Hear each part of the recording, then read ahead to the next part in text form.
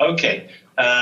Well, first of all, my thanks to the organizers for inviting me to address you at this conference. And second, of course, my sincere apologies for the fact that I've not been able to come. Unfortunately, I'm not well.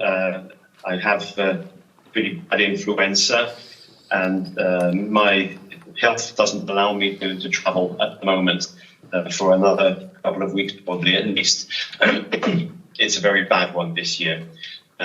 It's all the more a pity because I really do prefer to speak in the presence of the audience rather than just talk to my computer, which is not very inspiring at all. And there is at least one part of this presentation which will be a little bit interactive, so I will just have to hope that things function. Anyway, this is the title of my address today. It's not going to be a very long one, so I'm going to just go over a few things which give us some ideas. This was one of the visuals that we chose here in Italy, a possible context. As you see written on the left, it is a context of the home of the future, or at least part of it, because the context is really multiple. There are many, many different things that form the context when we think about the home of the future. This is another way of looking at the way many people live, many of us live. And this is probably not, although it looks unpleasant from above, but in fact, you can see the jacaranda trees in blossom, the purple of the trees. So it's probably not among the worst, but it's intentional. It's chosen to show that there are also sides that are maybe not quite as pleasant and luxurious as the one we saw before. This is also part of the context in a different way. It's not intended that this is part of the home. We don't, not the drop falling into the pond of the water, falling part of the home of the future. But the intention is that every speech that I give about this kind of topic is part of this process. It's like a drop falling into a pond of water. Ripples that move out from a drop, they move out differently every time, according to the type of audience and the type of message that I give you, the way that I give it. I'm afraid not so well today because not being in best of health, the message may not come across as well as I would have preferred it to. But it's always fascinating to see what happens. Maybe the first impression will be that nothing happens. But maybe in a year or 2 years or 3 years' time, you will come across some case, some example, which will bring to mind the thing that I'm talking about today. And that's one of those examples of the ripple working their way out from the centre towards the edge of the pond.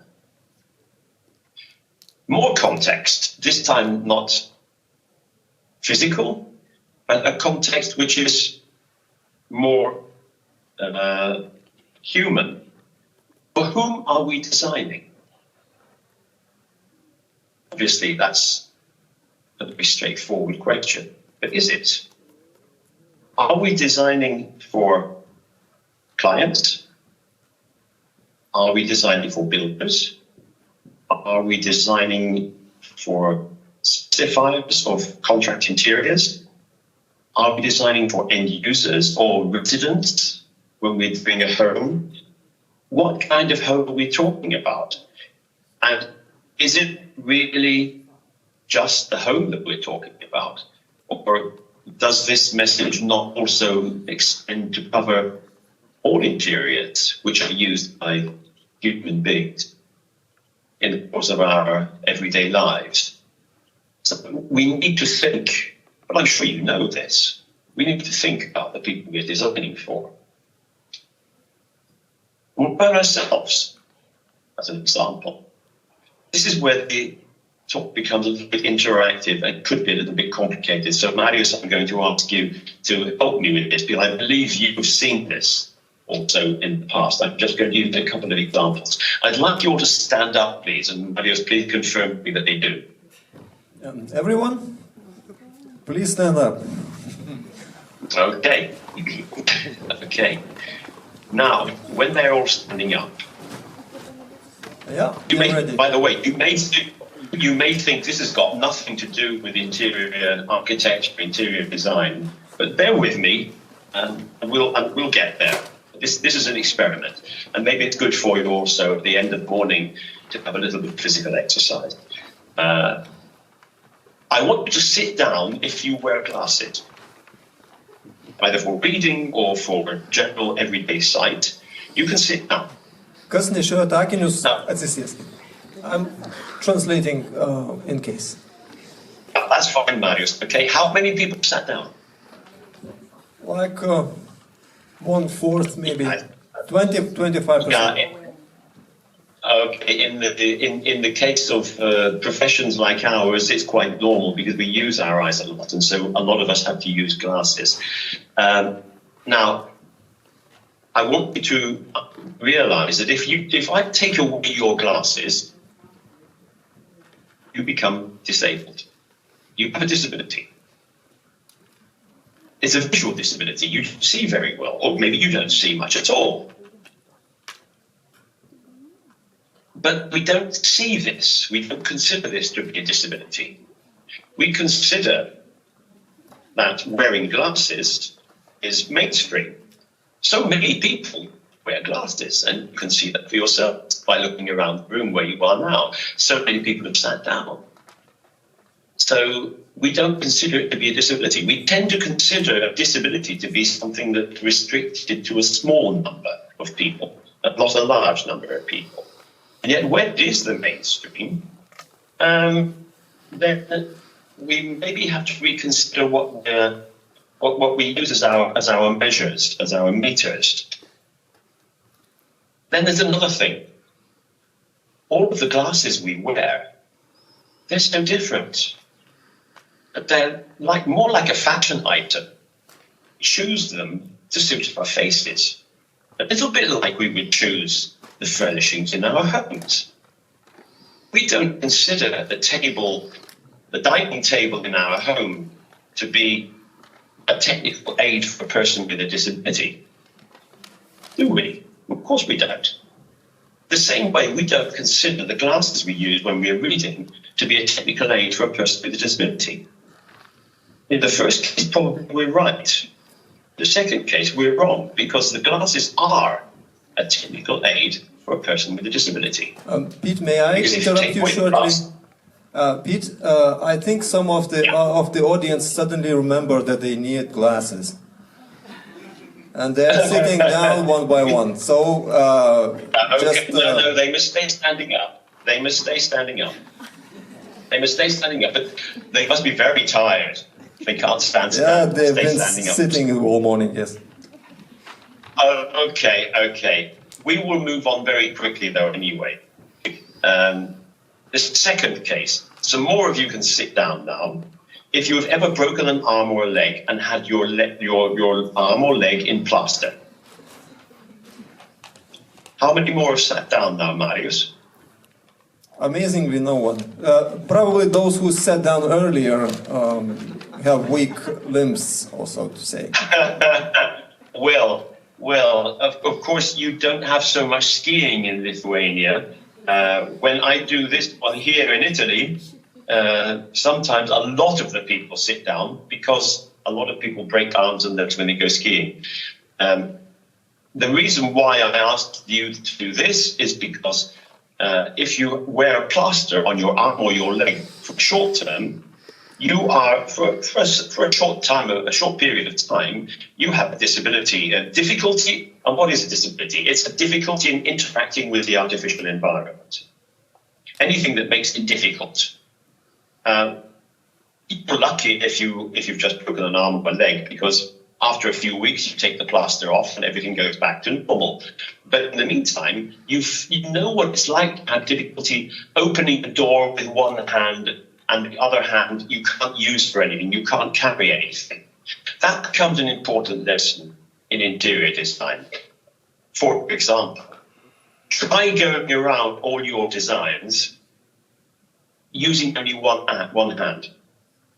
You'd be surprised how often that's necessary, not just when you break an arm or a leg, but if you've got a young mother or a young father as well who's carrying a baby, and you cannot open all the doors and do all the things you would normally do when one arm is taken up carrying a baby. And very often you are carrying the baby around. If the baby is teething and having difficulty sleeping at night, you will be walking around the house and trying to keep the baby quiet. So let's remember these situations, they are not exceptional. They are everyday situations in the interiors that we have to design for.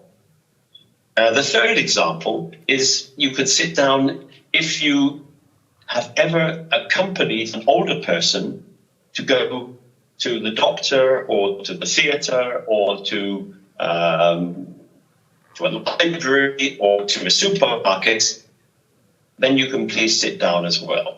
And the reason for that is because an older person, you have to think for them.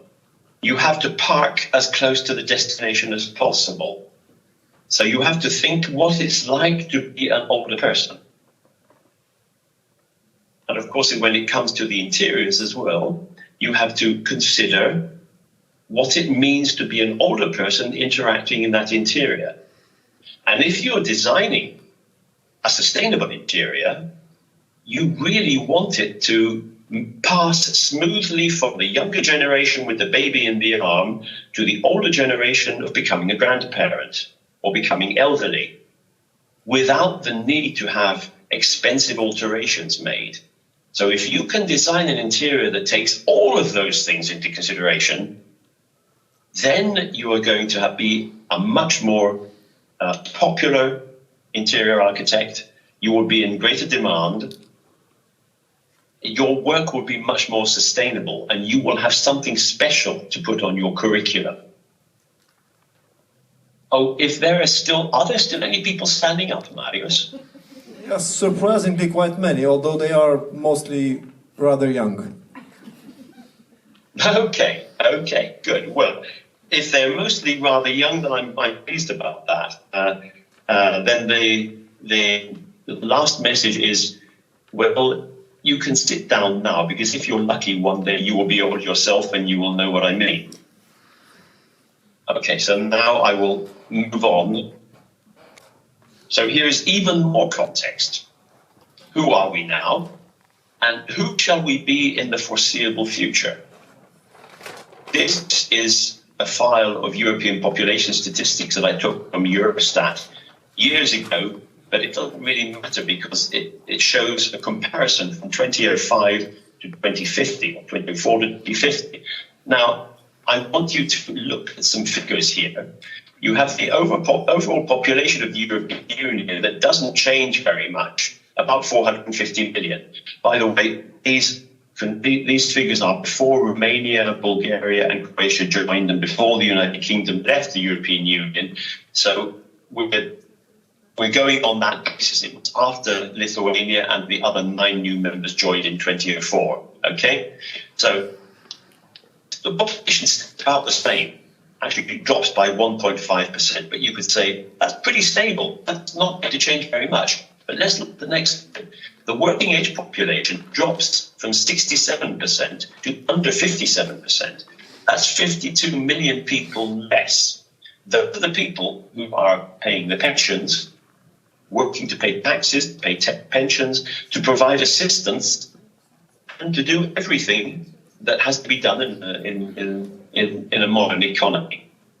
We have a drop of the younger generation from 16 to 13%. That's natural. You can see that we have more older people. There will be less children, of course. The elderly, over 65, they grow from 16.4 to 30%. That's 59 million extra. There's 59 million more people entitled to a pension. The very elderly, the 80 plus, go from 4% to 11.4%. That's one person in 25 becomes one person in 9 in 2050. Just imagine it. That's our generation, your generation. If you're the younger ones here in this room, you will be experiencing, in fact, it is your generation. You will be living this. Not me, I should probably not be there anymore, but it's certainly your generation. And they will be the people that you will be designing for. So you can forget the idea of designing for everybody being 25 years old, male and Olympic athlete, because that's not the world you will be living in. You will be designing for people who are older and have a little bit more difficulty interacting with the environment. But this is the important thing. There's this thing called the dependence ratio. Now, how do we get to this? You take this percentage, 16.4, the LP, as a percentage in terms of this percentage, the working age population, 67. And you get to 24.5, about 1 in 4. 1 in 4. And again, the same thing for the children, 1 in 4, is you took the dependence ratio of 48.9. Roughly, what that means, translated into straightforward language, what that means is that in 2004, there were 2 people who were dependent, that is not working, not able to work, for every 4 people of working age. By 2050, we have 2 elderly people to 1 child, so 3 people are dependent for every 4 of working age. And it is drastic. It's drastic. So we have to make sure that we design, create our entire artificial environment, and also the virtual parts of it. So yes, certainly the interiors, but also our city planning and our services and all the virtual services that we receive online. They all have to be seamlessly and smoothly accessible for every age, so that these people in the future will be able to make the most of everything without needing assistance, because assistance means somebody has to help. And that somebody, every time one of you has to help me because I'm old and I can't do it, you will no longer be able to produce wealth to pay for my pension or your own future pension. And that means that your contribution will be wasted if it's wasted on me. Well, okay, not completely wasted maybe, but if it's spent on me because the artificial environment was badly designed, then it's wasted. And it should never be like that. Now, let's just see what happens in Lithuania. This is the comparison. In this case, the baseline is 2009. The final year is 2050. And I've taken the statistics from the United Nations Secretariat of World Population Prospects. You see that there is a forecast that Lithuania loses over 20% of its population. Now, that I'm not so sure about. We shall see. I don't think that is quite as predictable as it seemed to be in 2009. One thing is certain, you lose a substantial part of the working age population. You don't lose such a substantial proportion of children. So this is not following the same model as other countries. Elderly go from 21% to 31.7%, and the very elderly go from 3.6 to 8.3. Now, it means you will not have the European average of 1 person in 9 being over 80, but you will have, in any case, a much more substantial number of people who are elderly than you're used to, and than your entire social system and your economic and social infrastructures are designed and built to cater for. The dependence ratio will go up, though, quite severely because of small percentages. It goes from 33.4 to 61.2.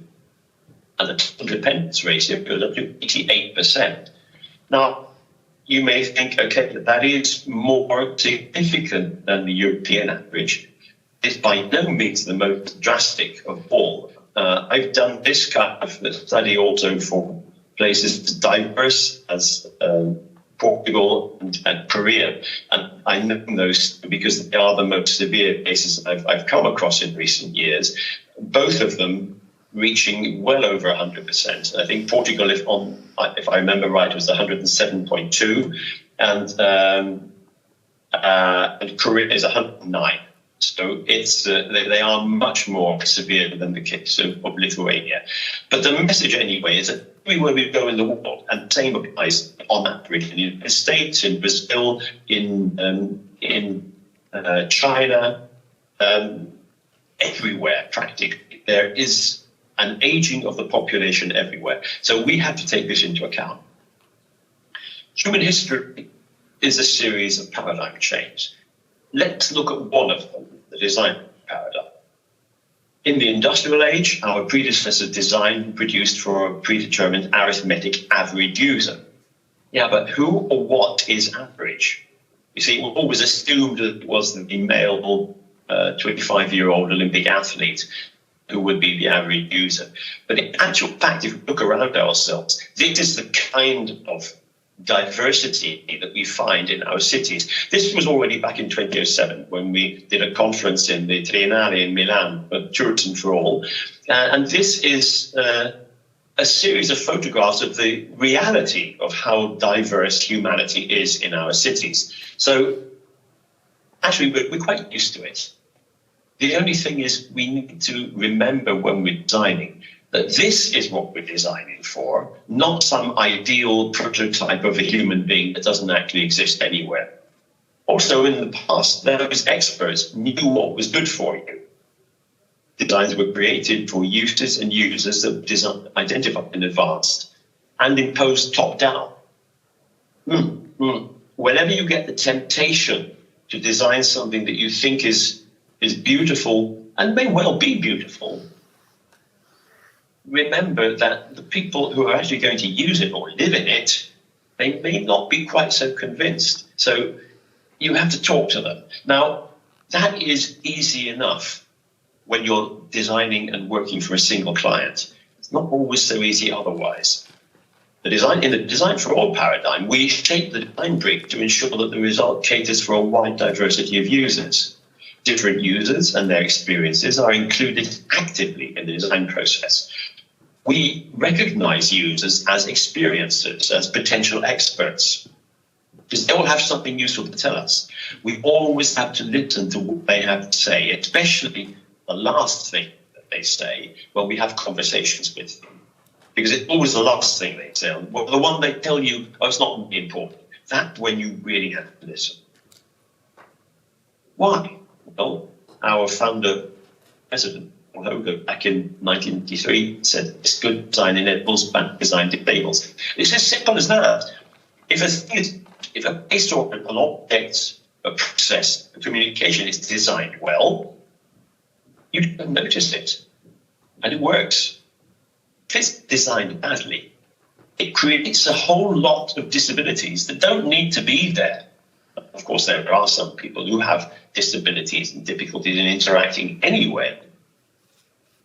And those are more extreme cases, and we can overcome a big deal of those as well. There's a bit more thinking.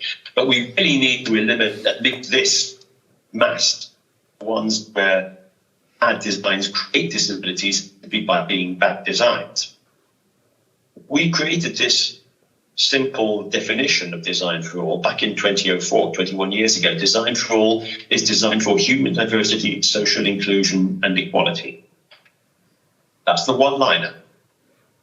The words are chosen carefully. This was long before the polemic now with the Trump administration and what they call the DEI. We were there a long time ago. And it's nothing to do with neo this or neo that politics. This is simply about working well in the marketplace.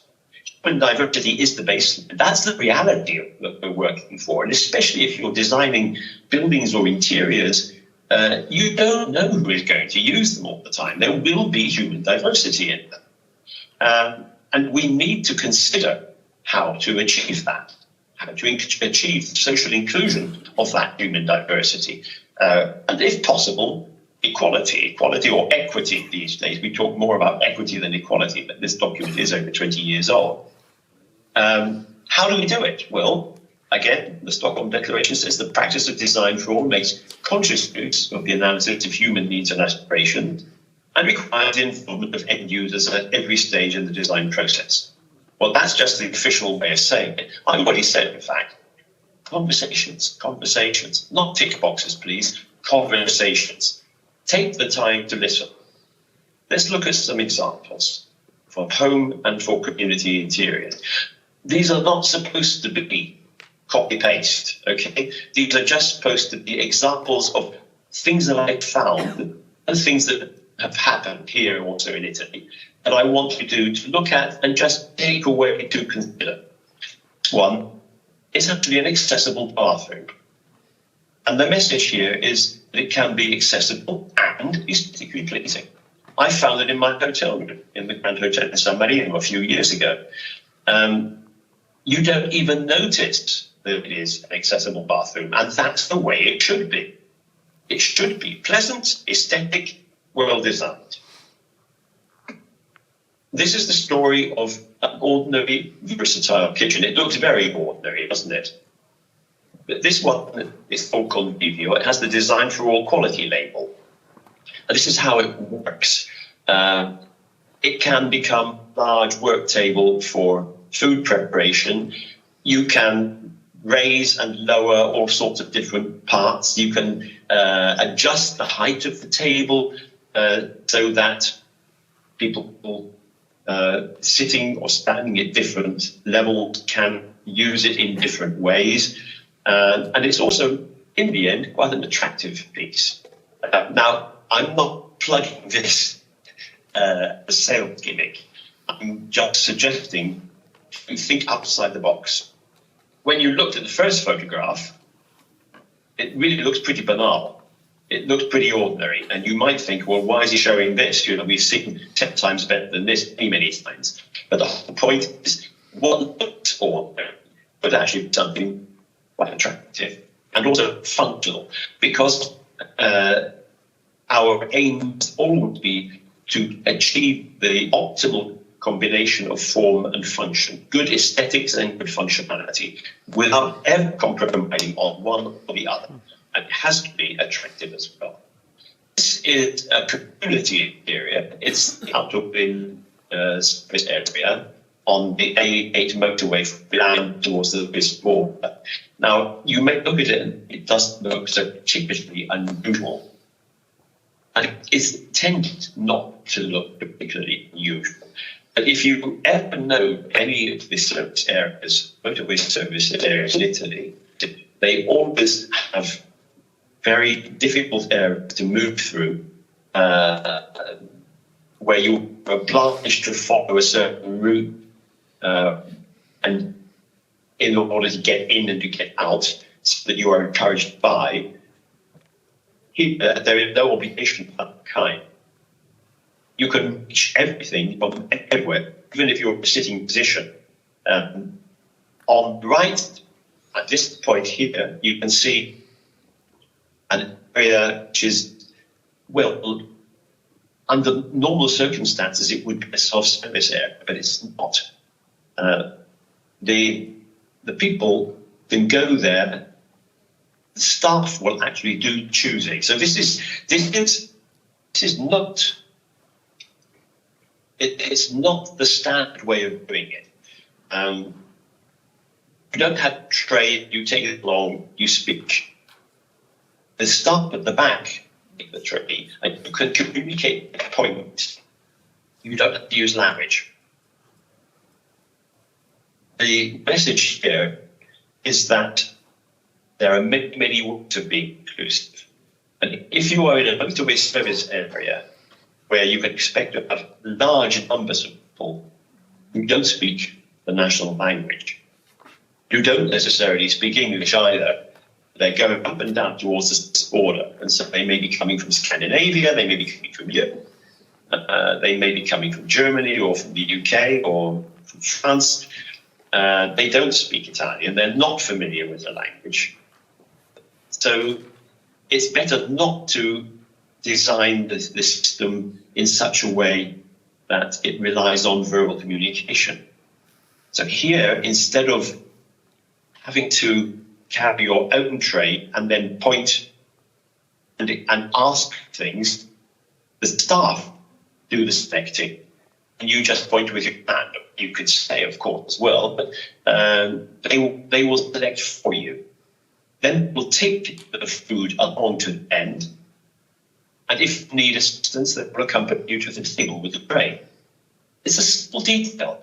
It's one of those many small details that go to make up a very good service design, inclusive service design. Another feature is that all of these items here can be reached even if you're a wheelchair user. Another feature is that here at the entrance, there is, you can't see it from here unfortunately, but there is a reception. And that's quite unusual. If you arrive in this place and you need assistance, you can ask at the reception. The entire service area is designed on this principle, that it is available for everybody, whatever their different needs and aspirations and requirements are. With that, it's understated. The design of the interior is understated and quite simple, clean, linear. Autogrill is the biggest company in the world providing services on the move, airports, motorways, and so on. And this is one place that I recommend if you ever come to the Milan Salone del Mobile, the Milan Design Week, and you are in the vicinity, because this is just outside Milan to the north on the motorway towards Como. I recommend that you go there just to see the experience of what it can be like. Oh, and then you can see this structure in the background. It's completely sustainable, it is zero emission, it's built with wood, and so on and so forth. So, it has no external heating system, it's all geothermal and so on. The entire building is state-of-the-art, and this one has the Design for Quality label. George Bernard Shaw, the Irish playwright, said that the reasonable man adapts himself to the world. The unreasonable one persists in trying to adapt the world to himself. Therefore, all progress depends on the unreasonable man. This is a lesson to us. We need to be reasonably unreasonable from time to time. We need to stop and question ourselves. Always, is there something better that we can do? The Stockholm Declaration says that everything that is designed and made by people to be used by people must be accessible, convenient for everyone in society to use, and responsive to evolving human diversity. And that becomes all the more important when we consider that we are designing, building, creating infrastructures with a considerable shelf life. Because the life cycle of the building and the interior of the building is much longer than the life cycle, for example, of a mobile telephone. A smartphone, we don't expect to last more than at the most 5 years, whereas the interior that you design, we do expect it to last for a long time. And if you are specializing, for example, in hospital design, hospital interiors, then those are interiors that really ought to be sustainable for 50 years. Excuse me, cough. Then there are the future challenges, new but unavoidable contexts, so even more context. Where I started, this talk is all about context. Climate change, natural emergencies, warfare, violence and reconstruction, man-made emergencies. The aging population, one we went into before, that's an ongoing emergency. And then runaway technological development and artificial intelligence, the unknown factor, what I call the technology tsunami. The older you get, the harder it is to keep pace with the speed of technological development. All of these are factors that we need to consider. And they are also factors that will have an increasing bearing on you, on your professional careers, on your lives.